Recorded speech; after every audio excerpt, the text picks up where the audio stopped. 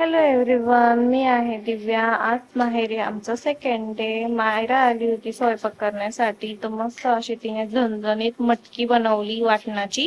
एकीकडे पोळ्या चालू होत्या, एकीकडे भाजी चालू होती. म्हटलं थोडीशी रेसिपी तुमच्यासोबत शेअर करावा.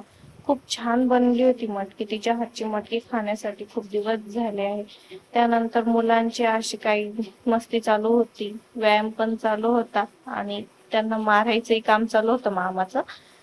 खूप धिंगाणा घालत होते. मामाच्या गावी आल्यावर एवढीच मजा खूप असते. त्यानंतर आमचं टीव्हीची फायनली सेट करायचं चालू होता. त्याच्यानंतर त्याची सगळी फिटिंग वगैरे झाली. मग आम्ही सगळे बसून टीव्ही चालू होण्याची वाट बघत होतो. मग काय संध्याकाळ झाली, मुलांना गार्डनला घेऊन आलो. ही इथं गोशाळेमध्ये गार्डन आहे.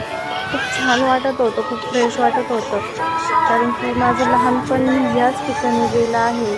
त्या ठिकाणी आता हे नवीन गार्डन झालेलं आहे. खूप मजा वाटत होती. मुलांनाही खूप एन्जॉय करत होते मुलं. माझ्या जानूला खूप मजा वाटत होती. तो घरी येण्यासाठी पण नाही म्हणत होता. एवढी सारी मजा मस्ती केल्यानंतर मग मुलांना घेऊन आम्ही